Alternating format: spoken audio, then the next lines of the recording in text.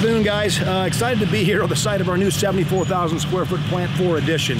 Pretty big deal for PWI here and what it'll mean for our employees, for our team here, but especially the customers that we're serving.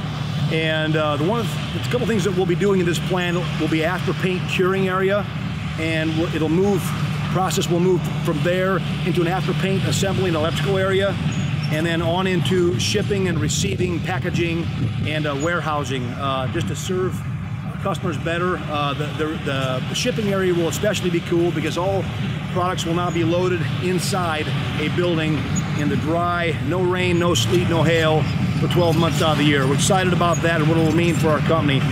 Phase 2 of this project will then include some processes like powder coating and additional welding processes that'll get moved from our existing plant into this more spacious area. So we're excited to show this to you and hope you enjoy it, and we'll keep you posted as the progress continues. We're hoping to move in about mid-October of this year. Thank you.